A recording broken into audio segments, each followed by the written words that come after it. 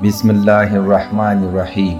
السلام علیکم ورحمۃ اللہ وبرکاتہ۔ پیارے دوستو، وہ تین دوست جو غار میں پھنس گئے تھے اور تین دعا جن سے ان کی جان بچی۔ حضرت سعد بن عبداللہ بن عمر رضی اللہ تعالی عنہ روایت کرتے ہیں کہ پہلی امتوں کا واقعہ ہے کہ تین آدمی سیر و سیاحت کے لیے گھر سے نکلے۔ راستے میں بارش شروع ہوئی تو ایک پہاڑ کی غار میں پناہ لی۔ درائے اثنا پتھر کی ایک چٹان پہاڑ سے گر کر غار کے منہ پر آ کر رک گئی اور راستہ بالکل بند ہو گیا۔ وہ کہنے لگے، اب تو نہ کوئی پیغام اور نہ نام و نشان، بس اللہ ہی کارساز ہے، یا اپنی کوئی نیکی ہو تو اس کا سہارا ممکن ہے، لہٰذا اپنی اپنی نیکی کوئی ہو تو اس کا واسطہ دے کر اللہ تعالیٰ سے دعا مانگو، کچھ بعید نہیں کہ ہم سے یہ آفت ٹل جائے۔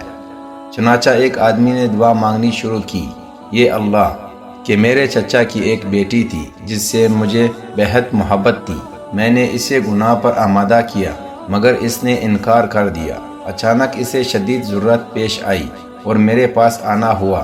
میں نے کہا، اس شرط پہ ضرورت پوری کروں گا کہ تو میرا مقصد پورا کرے۔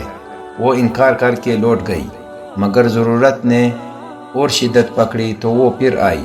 ایک روایت میں ہے کہ اس کا خاوند بیمار تھا اور اولاد چھوٹی تھی، اوپر سے قحط تھا۔ غرض عورت اپنی مجبوری کی وجہ سے تیسری اور چوتھی بار لوٹ کر آئی اور میرا وہی جواب کہ میری غرض پوری کرے گی تو ضرورت پوری کروں گا۔ بالآخر وہ میرے کہنے میں آ گئی اور آمادگی کا اظہار کیا، اور میں جب اپنی بری خواہش پوری کرنے کو تیار ہوا تو عورت کانپنے لگی اور کہنے لگی کہ جو کام تیرے لیے حلال نہیں وہ تجھے لائق نہ تھا۔ میں نے اسے چھوڑ دیا اور اس کی غلہ وغیرہ کی حاجت پوری کر دی، بلکہ زائد دے دیا۔ یہ اللہ تو جانتا ہے، اگر یہ میرا کام محض تیری رضا کے لیے تھا تو ہمارا یہ راستہ کھول دے۔ چنانچہ غار کا تھوڑا سا منہ کھل گیا۔ اب دوسرا کہنے لگا، اے اللہ، یہ بات تیرے علم میں ہے کہ میرے والدین بوڑھے تھے۔ ایک بار میں ان کے لیے رات کو دودھ لے کر آیا، دیکھا تو دونوں سو رہے تھے۔ میں نے انہیں جگانا پسند نہ کیا۔ ادھر بکریوں کا بھی ڈر تھا کہ اگر وہاں نہ گیا تو درندے پاڑ کر کھائیں گے، مگر میں نے بکریاں چھوڑ دیے اور رات بھر پیالہ ہاتھ میں لے کر کھڑا رہا اور صبح کر دی۔ یہ اللہ تو جانتا ہے کہ اگر یہ میرا عمل تیری ہی رضا کے لیے تھا تو ہمارا راستہ کھول دے۔ اس دفعہ بھی غار کا تھوڑا سا منہ اور کھل گیا۔ اب تیسرا کہنے لگا، یہ اللہ، تیرے علم میں ہے کہ میں نے اپنے کام پر کچھ مزدور لگائے، ہر مزدور کی اجرت 2 مد غلہ مقرر تھی۔ انہوں نے کام مکمل کیا اور میں نے ان کی مزدوری ادا کر دی، مگر ایک مزدور کہنے لگا کہ یہ میرا کام دوسروں سے اچھا تھا، لہٰذا مزدوری بھی زیادہ ہونی چاہیے۔ میں نے انکار کیا تو وہ ناراض ہو گیا۔ دوسری روایت میں یوں ہے کہ ایک اور آدمی دوپہر کے وقت آ کر کام پر لگا، مگر انہوں نے کام اتنا ہی کر دیا جتنا دوسروں نے پورے دن میں کیا تھا۔ میرا خیال ہوا کہ اس کو بھی دوسروں کی طرح پورے دن کی اجرت دے دوں۔ اس پر ایک مزدور کہنے لگا کہ یہ دوپہر کو آیا اور ہم صبح سے آئے ہیں، اس کو ہمارے برابر اجرت کیوں دی جا رہی ہے؟ میں نے جواب میں کہا کہ میں نے تمہاری اجرت میں تو کوئی کمی نہیں کی، مگر وہ ناراض ہو کر اپنی اجرت چھوڑ کر چلتا بنا۔ ادھر میں نے اس کے غلہ کے 2 مد کاشت کر دیے، جس سے کافی فصل حاصل ہوئی۔ اسے فروخت کر کے میں نے بہت سی بکریاں، گائے، اونٹ خرید لیے۔ ناداری اور احتیاج سے تنگ آ کر وہ مزدور پھر میرے پاس آیا اور اپنے 2 مد غلہ کا مطالبہ کرنے لگا، تو میں نے کہا کہ یہاں پر جو بھی مال مویشی تجھے نظر آ رہے ہیں سب لے جا۔ یہ اللہ تو خوب جانتا ہے کہ اگر میں نے یہ جو کچھ بھی کیا تیری رضامندی کے لیے ہی کیا تھا، تو ہمارا راستہ صاف کر دے۔ چنانچہ پتھر کی چٹان غار کے منہ سے ہٹ گئی اور وہ تینوں صحیح سالم باہر نکل آئے۔ اس واقعہ سے ہمیں پتہ چلا کہ ہر نیک کام کرنے سے اللہ تعالیٰ کی رضامندی مقصد ہو۔ ایک حسین نوجوان مزدور اور ہارون رشید امیر المومنین کا واقعہ۔ عبداللہ بن الفرج رحمۃ اللہ کہتے ہیں کہ میں ایک دن کسی مزدور کی تلاش میں نکلا۔ گھر میں کچھ مرمت کا کام تھا۔ میں نے ایک حسین نوجوان کو دیکھا کہ جس کے سامنے تیشہ اور زنبیل رکھی تھی۔ میں نے پوچھا، کیا رات تک تو میرا کام کرے گا؟ کہنے لگا، ہاں۔ میں نے مزدوری پوچھی تو اس نے 1 درہم اور 1 دانک بتائی۔ میں ساتھ لے گیا اور اس نے اس 1 دن میں 3 آدمیوں کا کام کیا۔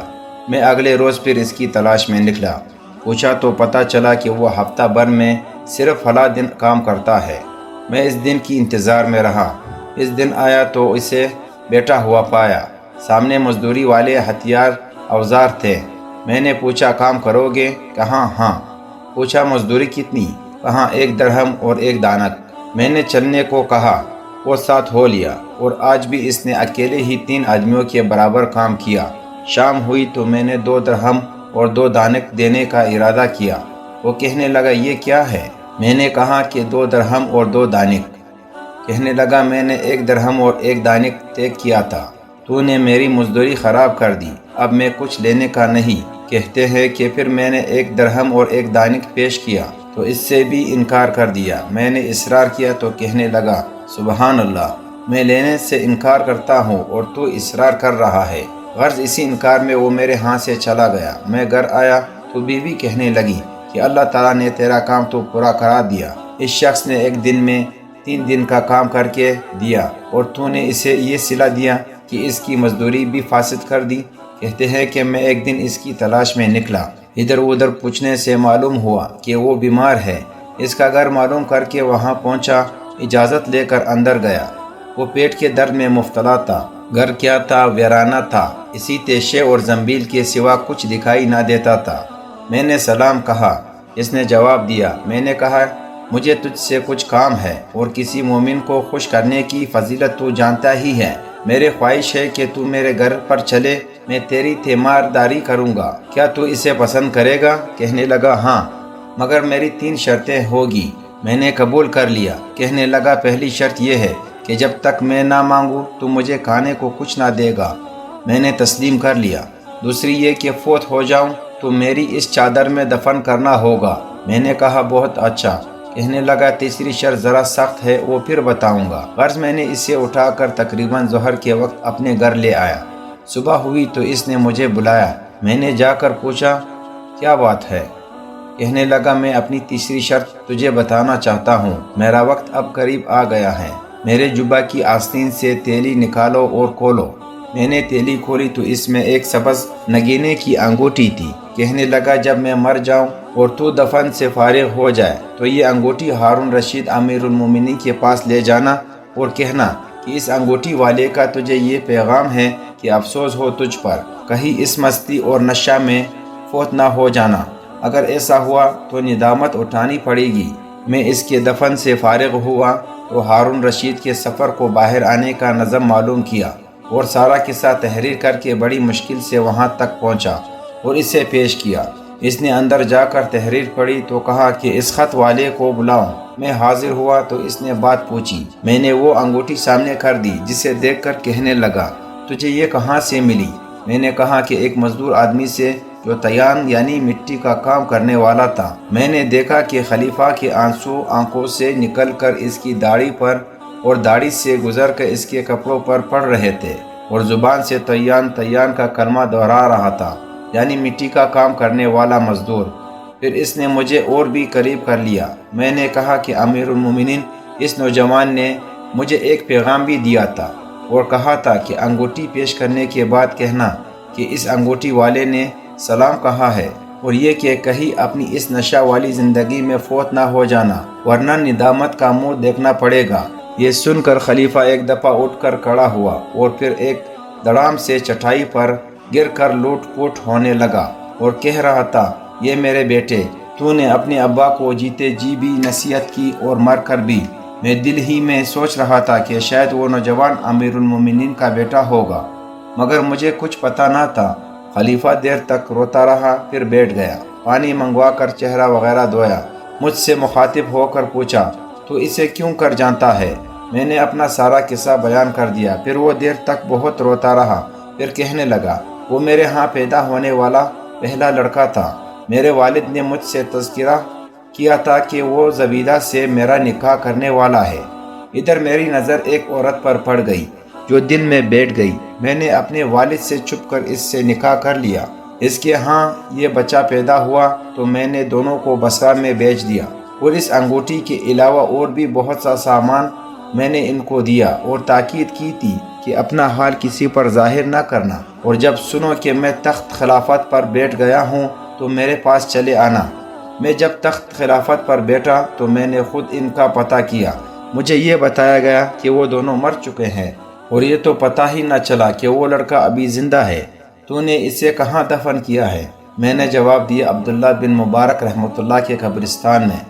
کہنے لگا، مجھے تجھ سے ایک کام ہے، مغرب ہو جائے تو میرا انتظار کرنا، میں بیس بدل کر آؤں گا، میں اس کی قبر پر جانا چاہتا ہوں۔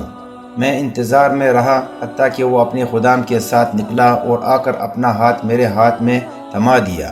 میں اسے نوجوان کی قبر پر لے آیا اور رات بھر صبح تک روتا رہا اور بار بار یہی کہتا رہا، میرے بیٹے، تو نے اپنے ابا کو زندگی میں بھی نصیحت کی اور مر کر بھی۔ اسے دیکھ کر میرا جی بھی بھر آیا اور میں بھی رونے لگا۔ حتیٰ کہ صبح ہو گئی تو واپس لوٹے۔ دروازہ پر پہنچ کر مجھ سے کہنے لگا، میں نے تیرے لیے 10,000 درہم کا حکم دے دیا اور یہ وظیفہ جاری رہے گا۔ میں مرتے ہوئے اپنی ولی عہد کو یہ وصیت کر کے جاؤں گا کہ تیری نسل کے لیے بھی یہ وظیفہ جاری رکھے کہ تیرا مجھ پر حق ہے، کیونکہ تو نے میرے بیٹے کو دفن کیا ہے۔ اندر جانے لگا تو پھر کہا کہ میری اس وصیت کی طلوع شمس تک انتظار کرنا۔